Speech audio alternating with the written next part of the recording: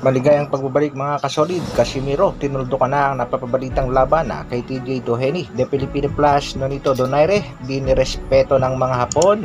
Ganon din itong si Sam Goodman, hindi rin nirespeto ang ating pangbatong si Donaire. Para sa ating unang balita mga kasolid, Japanese promoter nitong tinaguriang Japanese Monster na si Naoya Inoue, hindi nga inirespeto ang ating pangbatong si Nonito Donaire Jr. Ayon nga kay Mr. Ohashi ay mas nakakatakot at mas delikado itong si Luis Pantera Neri kung ikukumpara nga dito kay Nonito Donaire Jr. sa laban nga dito sa kanyang alaga nga si Naoya Inoue. Tila hindi nga nirespeto ng Japanese promoter ang naging performance ng ating pangbatong si Nonito Donaire Jr. sa laban dito sa Japanese Monster na si Naoya Inoue. Nakalimutan yata nitong si Mr. Ohashi na itong si Donaire ang nagpahirap dito sa Japanese Monster sa una nilang bakbakan. Muli nating panoorin mga kasolida ang laban itong si Nonito Donaire Jr. sa Japanese Monster na kung saan ay muntik na ngang ma-knockout itong Japanese Monster at atin muling ipaalala ito sa mga Japanese promoter. Bagamat natalo itong si Nonito Donaire Jr. sa una nilang bakbakan itong si Naoya Inoue, kitang-kita naman natin mga kasolid ang naging pinsala ng Hapon. Pag tinatamaan nga ni Nonito, kitang-kita natin mga kasolid, napapayakap itong Japanese Monster. Medyo nagkulang nga lamang itong si Nonito Donaire Jr. ng follow-up. At sa kasalukuyan nga ay tila binabaliwala at kinalimutan na ito ng Japanese promoter na si Mr. Ohashi. Samantala, pangbato natin si Filipino Plus, tila hindi rin respeto ng Australianong boksingero. Ito nga ay si Sam Goodman. Heto nga naging pahayag ni Goodman. He knows all the talking is finally done. The time has come where he has to fight. Donaire can get in there and fight to him. And even if he could, I think I'd win that fight too. I think I'd beat Donaire.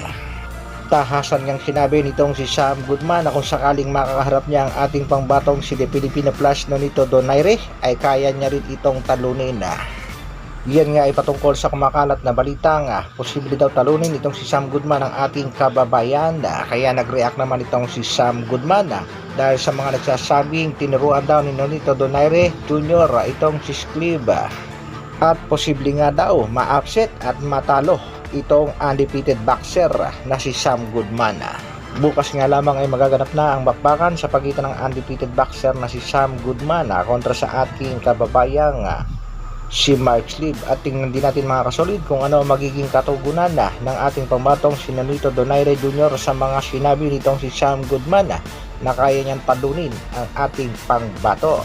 Goodman at Donaire, ikasanayan na.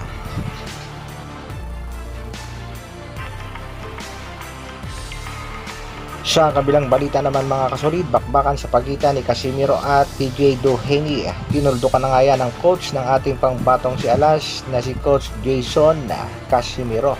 Pakinggan natin ang naging pahayag ni Kuya Lod sa Kalam. Si Cuadro Alas gaya Doheny. Di po totoo yan. Mag-undercard si Cuadro Alas sa papating na laban ni Inoue. Diba sinabihan ko na kayo na hindi po totoo yan. Dahil alam ko kung kailan yung laban namin, hindi po sa May. Kayo po nagsabi. Marami naman ang natutuwa sa kalagayan ng ating pangbatong si Cuadro Alas, Jandol Casimiro sa kasalukuyan. Kitang-kitang inspirado at ganadong-ganado ang ating pangbatong si Alas at siguradong magpo-focus itong ating pangbato pagdating sa training. Sa kadahilan nga, meron ng bagong nagpapatibok sa puso ng angas ng Pinas. Kitang-kita naman natin mga kasolid ang kasiyahan ngayon sa nag-iisang angas ng Pinas na si Cuadro Alas, Jandol Casimiro. Tila natuloy na ang pagbisita ni Ivana sa planeta ni Alas. At nakahanap na rin ang ating pangbato ng kapalit nitong si Isabel. Eto ngayon mga kasolid, ang bagong diwata ng nag-iisang angas ng Pinas na si Cuadro Alas, Jandol Casimiro. Kitang-kita naman natin sa video mga kasolid. Malaiba na nga ito kung inyong magmamasdan mga kasolid, pero may mga nagsasabing mala cherry white. Kaya naman isang kudos at good luck sa ating pangbatong si Cuadro Alas, Jandol Casimiro. Mag-focus lang palagi sa training. at ipakita ang 100% performance pagdating sa susunod na laban. Hanggang dito na lang muna mga kasolid. Maraming salamat sa patuloy na pagsuporta at panonood.